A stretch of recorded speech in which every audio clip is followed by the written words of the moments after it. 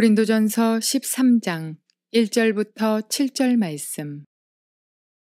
내가 사람의 방언과 천사의 말을 할지라도 사랑이 없으면 소리나는 구리와 울리는 꽹과리가 되고, 내가 예언하는 능력이 있어 모든 비밀과 모든 지식을 알고 또 산을 옮길 만한 모든 믿음이 있을지라도 사랑이 없으면 내가 아무것도 아니요. 내가 내게 있는 모든 것으로 구제하고 또 내 몸을 불사르게 내줄지라도 사랑이 없으면 내게 아무 유익이 없느니라. 사랑은 오래 참고 사랑은 온유하며 시기하지 아니하며 사랑은 자랑하지 아니하며 교만하지 아니하며 무례히 행하지 아니하며 자기의 유익을 구하지 아니하며 성내지 아니하며 악한 것을 생각하지 아니하며 불의를 기뻐하지 아니하며 진리와 함께 기뻐하고 모든 것을 참으며 모든 것을 믿으며 모든 것을 바라며 모든 것을 견디느니라. 좋은 아침입니다. 오늘도 성령님께서 여러분의 심령 가운데 놀라운 은혜와 평강으로 채워주시기를 주의 이름으로 축복합니다. 오늘과 내일에 걸쳐서 고린도전서 13장을 함께 읽어보고 시간 되는 만큼 오늘 절반 내일 절반 이렇게 나누어서 우리가 보아야 할 것 같습니다. 너무나 큰 테마이기 때문에 사랑이 무엇인가, 하나님이 말씀하시는 사랑의 모습은 어떤 것인가 하는 것을 완전히 깊이 있게 이해한다는 것이 쉽지 않습니다. 왜 그런 쉽지 않다는 말을 쓰는가? 각 사람마다 사랑을 생각하는 것이 다르기 때문입니다. 나는 이런 사랑을 추구한다. 나는 저런 사랑을 추구한다. 난 이게 사랑이라고 생각한다 하고 사랑 놓고 싸우기도 하니까. 그래서 사랑이 도대체 뭔가에 대해서 말하고 있는 핵심을 파악하는 것도 쉽지가 않다는 거예요. 왜? 우리가 생각하는 사랑이 딱 자리가 잡혀 있기 때문에요. 그래서 하나님이 이것이 사랑이다 하는 것을 이해하려고 하면 내가 생각하는 사랑이 이것이다 하는 것을 내려놓아야만 이해가 가능합니다. 그러지 않고는 영원히 진짜 사랑을 하지 못하고 받지도 못해요. 그만큼 어렵다는 이야기예요. 그래서 오늘 고린도전서 13장을 통해서 도대체 사랑이 무엇인가 하는 것을 알기를 원하는데 13장을 이해하기 위해서 단락 구분을 해봐야 됩니다. 사랑에 대해서 사도 바울이 언급할 때 저는 이 13장에서 사도 바울이 세 가지를 중요하게 이야기한다고 생각합니다. 세 단락으로 구분할 수 있다는 이야기예요. 첫 번째는 1절부터 3절까지 해서 사랑은 이렇게 중요한 것이다. 너희들은 이것을 중요하게 생각하는데 사랑이 더 중요하다. 사랑의 중요성. 고린도 교인들아, 너희들은 이것을 중요하다고 생각하기 때문에 지금 싸움이 일어나는데 만약에 사랑이 더 중요하다고 생각했다면 이런 문제는 일어나지 않을 것이다 하고 마치 바울이 이야기하는 것 같아요. 사랑이 중요하다. 사역보다 중요한 게 사랑이다. 한마디로 표현하면 은사보다 중요한 게 사랑이다. 예언, 믿음이 막 커가지고 기적적인 역사를 이루고 대형 교회를 이룩하고 능력이 나타나서 죽은 자도 살리고 그것보다 더 중요한 게 사랑을 가진 게 더 중요하다. 그 사랑의 중요성을 지금 1절부터 3절까지 이야기를 하고 있고 그 다음 그러면 사랑이 뭔가 하는 것을 4절부터 7절까지 이야기합니다. 4, 5, 6, 7절 4절밖에 안 되지만은 사랑이 있는 사랑 혹은 사랑이라는 것은 이렇게 행동하는 것이다. 이렇게 행동한 것을 보면 사랑이 거기 있구나 하는 것을 알 수가 있다. 사랑이 있는 곳에는 이런 태도가 나타난다 하는 그 사랑이 있는 곳에 나타나는 특성에 대해서 이야기를 합니다. 그 다음에 8절부터 13절까지는 뭘 이야기하고 있을까? 사랑의 특성은 이러하다. 영원하다, 지속적이다, 온전하다, 성숙하다, 완전하다, 최고가치에 지닌다. 이런 사랑 자체가 지닌 그 특성이 있다. 다른 어떠한 것도 완전하지 않고 최고의 가치를 지니지 않고 완전한 성숙이 아니고 온전하지도 않고 지속적이지도 않고 영원하지도 않는데 사랑만 그렇다. 이게 사랑이 지니는 특성이다. 하는 이야기를 들려준다는 거예요. 그래서 13장을 통해서 사도 바울이 우리에게 전달하는, 아니 하나님께서 사도 바울을 통해서 우리에게 말씀하시는 사랑에 대한 이야기가 이 세 가지로 구분할 수 있다. 사랑이 다른 어떤 것보다 중요하다 하는 사랑의 중요성 1절부터 3절. 그 다음 너희들이 말하는 사랑이 뭔지는 모르지만은 진짜 사랑이 있는 곳에는 이런 것이 나타난다. 사랑이 있는 곳에는 이런 것이 나타납니다. 하는 것이 4절부터 7절. 이걸 보면 4절부터 7절까지의 내용을 쭉 읽어보면 내가 사랑이 뭔지 알 수 있는 거예요. 8절부터 13절까지는 왜 이런 사랑이 있는 곳에 이런 것이 나타나는데 가만히 읽어보니까 그거 쉽지 않은 거거든. 근데도 왜 그걸 추구해야 되는가? 사랑만이 이런 특성이 있기 때문이다. 사랑만이 완전하고 사랑만이 오래가고 영원하고 지속적이고 사랑만이 최고의 가치를 지니는 그런 특성이 있기 때문에 다른 무엇보다도 이것을 우리가 사모하고 추구해야 된다. 그래서 사실 우리가 사랑이 무엇인가 하는 거기에 대한 답을 얻기 원하면 4절부터 7절까지만 보면 알 수 있는 거예요. 그 앞부분과 뒷부분 1절부터 3절, 8절부터 13절은 사랑 자체가 지니는 특성만을 이야기하는 것이지 사랑이 무엇인가 하는 걸 알기 원한다면 4절부터 7절까지를 보면 알 수가 있다는 이야기예요. 좀 이해가 되지나요?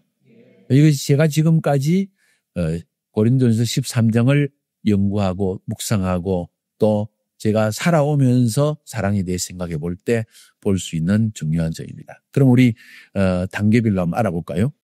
첫 단계 1절부터 3절까지 내가 사람의 방언과 천사의 말을 할지라도 사랑이 없으면 소리나는 구리와 울리는 괭가리가 되고 내가 예언하는 능력이 있어 모든 비밀과 모든 지식을 알고 또 산을 옮길 만한 모든 믿음이 있을지라도 사랑이 없으면 내가 아무것도 아니요. 내가 내게 있는 모든 것을 구제하고 또 내 몸을 불사르게 내줄지라도 열정을 이야기하겠죠. 정열. 그래도 사랑이 없을 수 있다는 거예요. 사랑이 없으면 내게 아무 유익이 없느니라. 자, 뭔 이야기를 하고 있을까? 1절부터 3절에서. 내가 사람의 방언과 천사의 말을 할지라도 사랑이 없으면 소리나는 구리와 괭가리가 되고, 그러니까 방언하면서 영적인 비밀로 하나님께 기도하는 사람도 사랑이 없을 수 있다. 2절에 예언하는 능력이 있어가지고 하나님의 계시를 다 알고 또 산을 옮길 만한 믿음이 있어서 위대한 하나님의 일을 행한다 할지라도 사랑이 없을 수 있다. 세 번째로 내가 내게 있는 모든 것으로 구제하고 내 몸을 불사르게 줄지라도, 그러니까 정열을 다하여 열정을 다해서 뭔가 추진하는 뭔가가 그 사람 속에 있을지라도 사랑이 없을 수 있다. 그런 것보다도 사랑이 더 중요하다. 사랑의 절대 우위성. 사랑이 가장 높은 것이다. 사랑이 무엇보다 더 중요하다. 사랑이 없으면 방언을 해도 예언을 하나님의 깊은 비밀을 다 깨달아 아는 지식을 전달하는 자가 될지라도 유능한 설교자가 될지라도 믿음이 있어가지고 위대한 기적의 일들을 평생 해낸 사람이랄지라도 정열적으로 주님을 위해서 산 비전의 사람이랄지라도 사랑이 없을 수 있다. 우리는 성과주의의 세계를 살고 있습니다. 네가 부자라는 것도 보이고 능력이 있다는 거 보이고 뭔가를 할 수 있다는 걸 보여라. 오늘날은 그렇게 사람을 자꾸 이끌어가고 있어요. 그래서 결혼 상대도 돈 있는 사람, 능력 있는 사람, 나 먹이 잘 지을 수 있는가? 사실은 사람보다 그걸 먼저 1순위로 보고 있어. 평생 잘 먹고 살 수 있을까? 사랑이 두 번째로 밀려갔다는 이야기예요. 그런데 성경은 말하기를 이 모든 것이 다 있어도 사랑이 없을 수 있다. 살 수 있겠냐? 그렇게 묻는 것 같아. 살 수 있겠냐 그래도? 사랑이 없는데 살 수 있겠냐? 그걸 다른 말로 표현하면 생명이 없는데 살 수 있겠냐? 진정한 심령 속에 만족이 없는데 살 수 있겠냐? 일시적인 만족만 얻을 수 있는데 살 수 있겠냐? 이 모든 것 다 있고도 사랑이 없을 수 있다는 이야기를 지금 바울이 얘기하는 거예요. 방언을 하면서 하나님의 비밀한 것을 막 방언으로 하나님께 쏟아내고 24시간 기도합니다. 대단하죠? 예언을 하는데 막 탁탁 들어봤습니다. 하나님의 비밀을 막 쏟아냈습니다. 설교할 때 예언적인 설교가 튀어나옵니다. 와 합니다. 사람들이. 믿음이 있어가지고 위대한 비전적 삶을 삽니다. 큰 역사를 이루어냅니다. 야 나도 저런 사람 되었으면 같이 살아보면 사랑이 없을 수 있어. 그러면 이거 내가 추구한 게 아니었구나 하는 걸 알겠다. 지금 그거를 지금 바울이 깨닫게 해준다는 거예요. 왜냐하면 사람은 그걸로 사는 존재가 아니라 하나님의 형상대로 지음을 받았기 때문에 하나님은 사랑이시라. 우리는 본질적으로 영혼에 속한, 진리에 속한, 영혼이 변치 않는 무언가를 추구하는 본능적인 것이 있다는 거예요. 물질은 일시적입니다. 아름다운 것도 일시적입니다. 그런데 영혼이 변치 않는 것이 있다. 왜 하나님을 우리가 그렇게 사랑하고 떠날 수 없고 왜 그런 고백을 하고 그런 찬양을 하고 그런 기도를 하고 그러는가? 고난 가운데서도 그분이 나를 너무 사랑하시는 걸 내가 알기 때문에. 그럼 그분의 사랑은 뭔가 도대체? 저희 지주님이 나를 어떻게 사랑하셨기 때문에 나는 그분을 떠날 수 없는가? 여기에 이제 사랑이 무엇인가? 그분의 사랑은 무엇인가? 도대체 하나님 속에 있는 사랑의 성품이 무엇인가? 하나님은 한마디로 하나님은 사랑이시다 하고 이야기하자는 거죠. 그건 하나님의 성품은 이것이다 하고 말하는 거예요. 그 사랑이 무엇인가? 그래서 오늘 1절부터 3절까지에서 말하고 있는 것은 사랑은 성과보다 중요하다. 사랑은 말도 아니다. 지식도 아니다. 믿음도 아니다. 겉으로 드러난 어떤 행동도 아니다. 그러면 사랑이 뭔가? 그것이 4절부터 7절까지 흘러나오는 이야기입니다. 사랑의 속성, 사랑의 정의, 사랑은 오래 참고, 사랑은 온유하고, 사랑은 시기하지 않고, 사랑은 자랑하지 않고, 은근히 자랑하지 않고, 교만하게 대하지 않고, 사람에게 무리하게 함부로 말하거나 감정을 표현하지 않고, 자기 유익을 구하지 않고, 화도 내지 않는다. 악한 것은 생각하지 않는다. 화가 나지만은 악한 생각을 하지 않는다. 불의를 기뻐하지도 않고 진리와 함께 기뻐하고 모든 것을 참고 모든 것을 믿으며 모든 것을 바라며 모든 것을 견딘다. 모든 것. 이게 사랑이다. 이걸 어떻게 한마디로 표현할 수 있을까? 여기에서 말하는 모든 걸 보니까 이 사랑은 상당히 관계적이라는 걸 알 수가 있는 것 같아. 사랑은 관계 안에서의 태도와 연관이 있는 것이다. 사랑은 관계 안에서, 다른 사람과의 관계 안에서의 나의 태도와도 연관이 되어 있다. 사랑은 단순히 내가 육적으로 느끼는, 감정적으로 느끼는 느낌이 아니다. 내 인간적인 뭔가 추구하는 열정만도 아니다. 핵심이 뭘까? 헬라 사람들의 개념에 사랑은 4가지 정도로 단어가 있습니다. 첫 번째 사랑은 에로스, 성적인 사랑이에요. 그래서 아주 그리워합니다. 우리가 일반적으로 하는 막 죽고 못 산다, 막 그리워한다. 이게 사실은 에로스적인 사랑에서 나오는 거예요. 그래서 뭔가를 잡아당기는 사랑입니다. 막 그런 힘이 있습니다.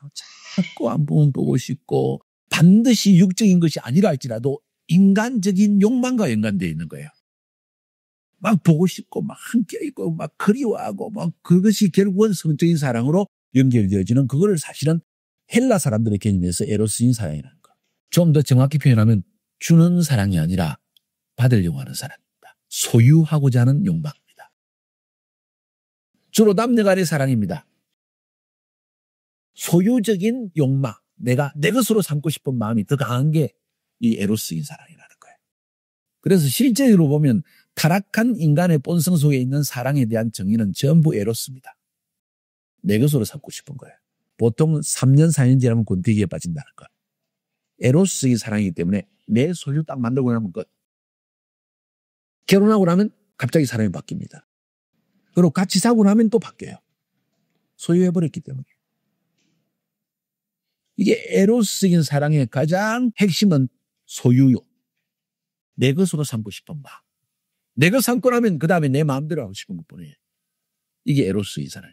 이거 굉장히 주의를 해야 되는데 인간의 죄인의 본성이 바로 이것이. 그게 문제라는 거. 두 번째 사랑은 필로스적인 사랑입니다. 이건 친구의 사랑. 아주 쉽게 표현하는.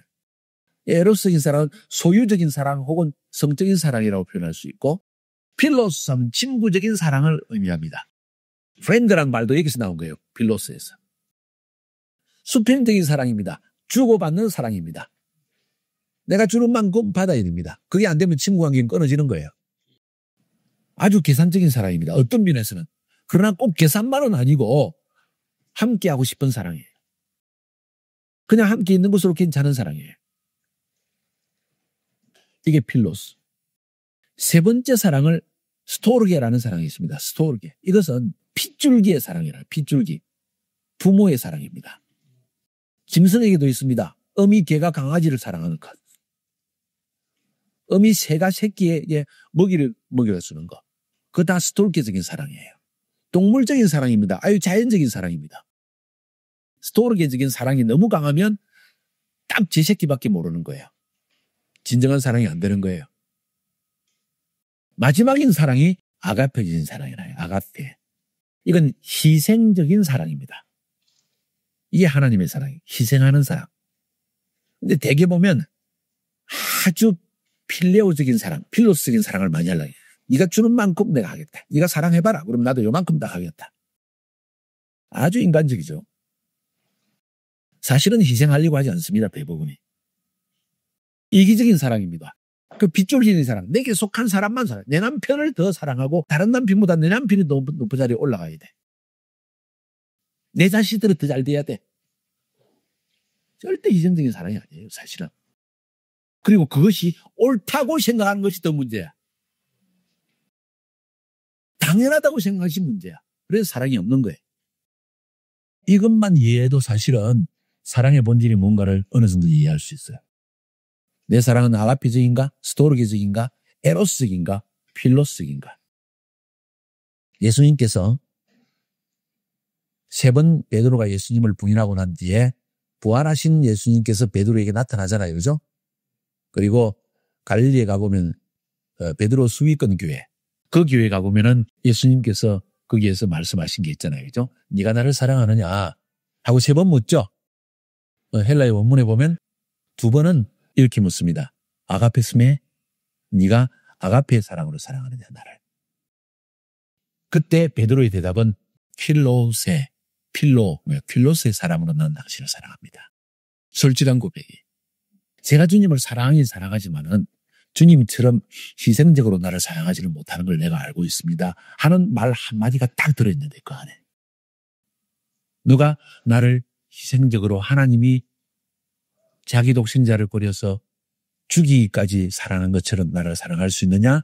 아가페스메? 하니까 필로세. 나는 친구의 사랑밖에 안 되네요. 그런 이야기예요. 두 번째로 또 묻습니다. 또 아가페스메? 너 아가페의 사랑으로 나를 사랑하느냐? 하니까 죄송합니다. 나는 필로세입니다. 필로세의 사랑밖에 안 됩니다. 세 번째 예수님 물을 때는 아가페스메 하지 않고 필레이스메 너 그럼 친구의 사랑으로 나밖에 나를 사랑 못하느냐? 그러니까 베드로가 근심하면서 그런 말이 나오죠. 세 번째 물을 때는 베드로가 세 번째 주님 물으시는데 근심하면서 대답했다고 그랬습니다. 왜 근심했을까? 주님이 알았구나 나를. 너 나를 친구 사랑으로밖에 사랑 못하냐? 그러니까 베드로가 예, 필로세. 저는 정말 솔직히 친구 사랑밖에 안 되는 사람입니다. 이런 대답을 했다는 거예요. 그래도 베드로는 나은 사람이에요. 나는 아가페 사랑이 없는 사람인 걸 알았습니까? 이 내 안에 진정한 사랑이 없다는 것을 사랑의 본성 자체가 없다는 것. 누구를 사랑 안 한다는 게 아니라 사랑의 본성 자체가 결여되어 있다는 것, 없다는 것을 아는 것만 해도 참 다행이에요.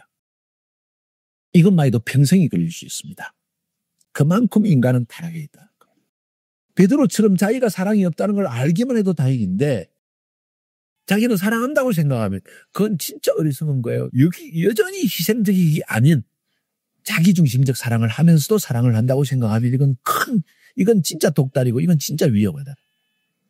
이게 이제 사랑에 대한 서론적인 부분입니다.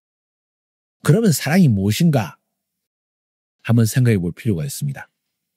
사랑은 그래서 이 4절부터 7절까지 읽어보면 관계 안에서의 태도와 연관되어 있다. 아가페, 스토르게, 필로스, 에로스 이거 다 관계 안에서의 문제. 친구와의 관계, 동물적인 사랑, 핏줄기적인 관계 혹은 희생적인 관계. 아가페는 가장 높은 수준. 스토르게 조금 더 나은 수준. 필로스도 조금 더 나은 수준. 근데 에로스는 아주 동물적인 사랑의 수준성을 여기 딱 보여주는 거예요. 함께성도 보여주는 거예요. 근데 오늘 4절부터 7절까지에서는 사랑은 관계 안에서의 태도와 연관되어 있는데 좀 더 구체적으로 이야기를 한다면 사랑하는 게 뭔가 오늘 여기에서 보니까 사랑에 대해서 오래 참는다, 온유하다, 시기하지 않는다, 자랑하지 않는다, 교만하지 않는다, 무례히 행치 않는다, 자기 이익을 구하지 않는다, 화내지 않는다, 악한 것 생각하지 않는다, 불의를 기뻐하지 않는다, 진리와 함께 기뻐한다, 모든 것을 참고 모든 것을 믿으며 모든 것을 바란다 하는 이 표현 속에서 가만히 뭐라고 이걸 함께 표현할 수 있을까 할 때 저는 이런 표현을 한번 써봤어요. 사랑은 함께 하려는 마음이다. 함께 하기 위한 노력이다. 함께 하기 위한 마음 때문에 나오는 노력이다. 항상 함께 있고 싶기 때문에 생각하면서 나오는 행동이다. 사랑은 소유욕이 아니다. 여기에 소유적인 면이 하나도 안 튀어나옵니다. 4절부터 7절까지 해서. 함께 하기 위해서 내가 하는 노력과 연관되어 있는 거야. 사랑이 있으면 이건 저절로 된다. 절대 아닙니다. 사랑만 있으면 이건 저절로 나올까? 아니에요. 왜 아닐까요? 죄인이기 때문에. 결국 자기를 먼저 생각하는 마음이 있기 때문에 사랑 못 받으면 화를 내게 돼 있어요. 그래서 사랑은 함께 있기 위한 노력이다. 그냥 노력이란 말하면 마치 노력만 하면 사랑이 있는 것처럼 들릴 수 있는데 그런 말의 의미가 아니라 사랑이 있는 곳에는 자연적으로 이런 함께 하려는 노력들이 나오게 돼 있다. 그걸 다른 말로 표현하면 함께 하고 싶은 마음이라는 것은 남을 위하는 마음이라는 거예요. 그 사람이 나와 영원히 함께 계속해서 함께 하기 위해서는 그 사람을 위하는 마음이 없이는 함께 할 수 없는 거예요. 이런 일들을 우리는 너무나 많이 반복해 온 것 같아요. 함께 하고 싶은 마음, 그런 생각이 깊이 있었다면은 아마도 그 사람의 실수도 참아주실 거고 내 마음에 들지 않아도 10년, 20년을 해도 똑같은 일을 반복해도 함께 있기 위하는 마음 때문에 참아주는 것이. 그게 진짜 사랑이지. 10년, 20년을 참을 수 있다면 그건 진짜 사랑이지. 그래서 사랑은 함께 있기 위해서 나를 포기하는 것이다. 사랑하기 때문에 포기하는 거예요. 억지가 아니에요. 사랑하기 때문에 인내하며 포기하고 아끼기 때문에 자기를 포기하는 거예요. 상대방이 상처받는 것을 마음 아파하는 거예요. 상처받지 않게 행동하기 위해서 내 자신이 스스로를 절제해 주는 거예요. 이게 사랑이라는 거예요. 사랑하기 때문에 나를 희생하는 거예요. 저 사람이 나와 함께 있는 것을 기뻐하기 위해서 나를 희생해서 그 사람을 기쁘게 하려는 노력. 그래서 많은 사람들이 이야기할 때 사랑은 눈물의 씨앗이다. 왜? 이기적인 사랑을 자꾸 소유하고 싶고 내가 가지고 싶고 내 마음대로 하고 싶고 내 뜻대로 하고 싶은 마음이 가득 찼기 때문에. 그래서 눈물의 씨앗. 사랑하면 눈물만 쏟아진다는 거야. 쉽게 표현하면. 희생하려는 마음이 없어요. 함께 있기 위한 나의 배려 깊은 마음이 없다는 거야. 자기 요구만 충족할 내 말 들으라고 이야기합니다. 내가 너 사랑하니까 너는 내 말 들어. 그건 사랑이라는 거예요. 오늘 이 정도로 사랑의 서론적인 부분을 마치고 내일 또 뒷부분을 살펴보기를 원합니다. 승리하시기를 주의 이름으로 축복합니다.